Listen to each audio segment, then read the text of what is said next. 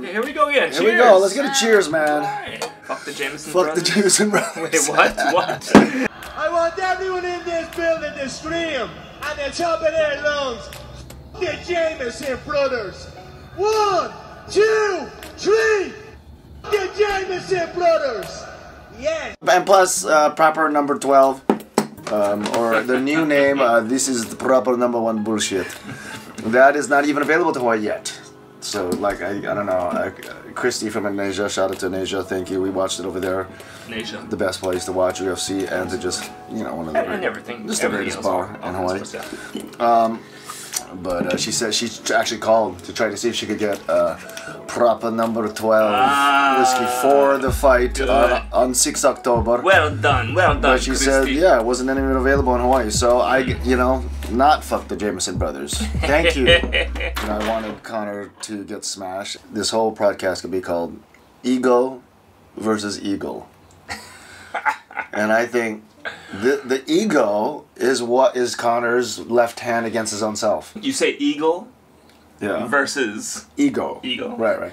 I think, but the subtitle's gotta be, but we're fucking making money, winning in life. No, totally. We're happy, stoked, and That's why. sometimes you win and sometimes you lose. So I think that even though he may be on the downward trajectory of Stardom? losing in the ring. Oh, his stardom is just gonna go up and up and up. He's fine. He's fine. And his business and money is just gonna go up and up and up. His popularity of people eyes wanting to watch his matches are gonna continue to skyrocket. Proper 12, etc. Well, how many losses can you take before that starts to dent? I think he could take a lot more. Like let's say he loses to Khabib again. Okay. And then let's say which, by the way, will happen. He's gonna take his second fight. Khabib's gonna take it, and he will lose exactly the same way. But worse probably. And by the way, probably yes. Yes. I called that he would probably lose in the 5th round.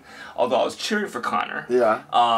Cheering versus knowing. Yeah, cheering versus hoping. Yeah. You know, different games, right? Right. But in my generosity, I did bet you $10. I did give you a $10 1-to-1 bet. Maybe in my stupidity. Just give it to me generosity, now. Stupidity. Hey, you and know, don't laugh. Chinese people, $10 bet is huge. We usually go dollar bet. So this is like, I already considered a victory that I got him to sign on the dotted line. $10. My ego. He put $10 on Conor after he saw the fight. My love for entertainment. No, honestly, wouldn't you check? Like, I asked to see if he could go doctor, just to check to see, like, is the brain working? You know, he has to like Time magazine with the baby with all the wires on the head. Chinese has invested well, right? Dude, you gotta check. There is no way Conor beats Khabib. And DC. This is what DC said. DC said. Sure. He's never beating him. I know, I heard it. You heard him? So I don't know if I'm going that far, but DC knows more than me. There was someone else that said that too, right? Who was that? I don't know. I think it was. I don't know. I think it was DC. I thought it was Ty Woodley, but I think it was DC. Oh no, I think it was both. Oh, it was both. Okay. Okay. Yeah. Okay. Now, by the way, so we talked about this yesterday, and he kind of reneged, backpedaled, moonwalked just a little bit back. But say, so if there's no way that Khabib is gonna. Well, I didn't there's say no way that say McGregor is gonna beat I said, I said, give me a little bit of juice, give me a little bit of odds, maybe 2-to-1, to put your money where your mouth is. Well, how it really went is I said DC said it's never gonna happen, and you kind of agreed. By I the way. said, yeah, but if you, I said, but if I had to put money, I would back that down. It's a fun thing to say. Right? When you see Conor get smashed in the eye, you go, this dude ain't never gonna win. But look, come on. Little hyperbole. I love hyperbole and shit talking just as much as the next guy. Everybody has a shot, right? Come on. Conor has a shot. Every round starts standing up. Puncher's chance. Puncher's chance.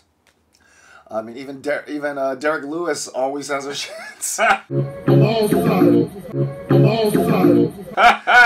much you want to bet Derek Lewis versus DC? Oh, I'm loving DC's gonna maul him. He's gonna maul him. But not 100%, right? You give me 3-to-1 then?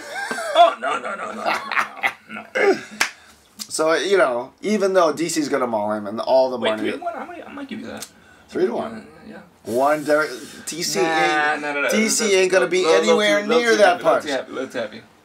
Like, to be honest, I don't know how that 9-foot Russian got in the way of that punch. You had 13 seconds left to stay away. Dance. Why are you playing with him? You won the Run. He won every single round. I know. It was only 3 rounds, but you won the first 2 rounds.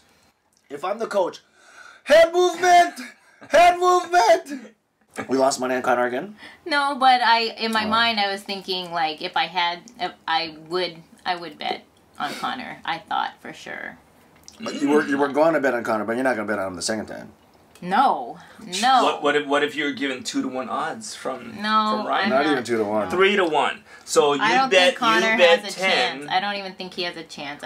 What if Ryan gives you 5-to-1 odds? Oh. Your 10, his 50. Yeah, I'll do that. Oh. I'll do that. Would you like to? Like. By the way, you know, I just said I would never bet again. Alligator pinkies over here. I already got 1-to-1. I ain't messing with you. None of us have gotten in a fight since 8th grade, so every time I think, oh, I shouldn't say anything about this because I'm not a fighter or you're not a fighter, I think it's like when you listen to all the professional fighters, even they disagree on everything. So it's like, even when we're listening to the fight, like Dominic Cruz is like, yeah, I think Conor's trying to gas him out. And then Joe Rogan's like, I think he's getting his ass beaten. I think he's just getting smashed. Right, and I just even think that's a champion. Dominic Cruz is a champion. Like, what do I know? Like, when he said that, I'm like, is that what's happening? I was like, I don't know shit. Because it looks like he's just getting his ass beaten. Then when Joe Rogan said that, I'm like, okay, well, Joe Rogan he also knows what he's talking about, too. So everybody has a different opinion on this. Like, I think it all started to tip when he got that money from Mayweather. Started to tip. And then so did I just started to not like you as much. You jumped into a Bellator ring. You punched a ref. You get into a fight in an Irish bar. Irish gangsters are looking for you. You attacked a bunch of fighters. Khabib mostly. But you went after a bunch and then you threw a fucking metal dolly at a bus. You even said smash the window. So it's not like you did it by accident. You smashed the windows, glass went into people's eyes, innocent people's eyes. Like, I think that this was just him. I think that we never saw it because he was like humble trying to get money. Now that he has money, like his ghetto-ness is coming out. And I don't blame him. For sure. And by the way, I wanted his face to get changed too. Like there was a big part. There was a big part of me too that agrees I see. And that loves humble pie. You see where we're coming from, yeah. Absolutely.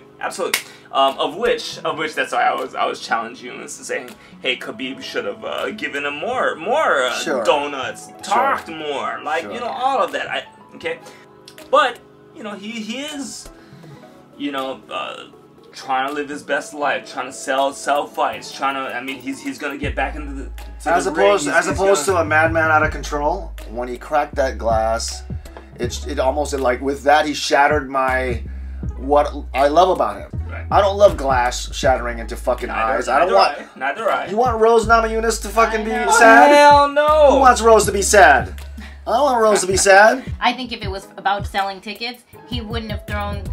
He would have had like more sense than to hit a window. He would have been hitting the bumper or whatever. Could it be my best friend Artem, who's Russian, got slapped by Khabib in front of the whole world? And now it's like, everyone's looking at him for a response. I mean, I remember in Punahou, 8th grade, they all came up to me and was like, hey, Ma, 7th grader sat on the 8th grade wall. Because they knew I had the ego that I'm going to have to do something about it. I felt cornered. I felt pressure. I'm like, then I had to go seek out this 7th, which I found out later he was like taller than me. And I got in a fight with this 5'11" 7th grader. Which, in the middle of it, I'm like, why am I here? Ego is a real thing, and nobody can hide from it. No doubt. Nobody. I've let my ego get the better of me many times, so I'm far from the perfect human being. Far from it. I make mistakes all the time. I try and learn from them and not make the same ones, though.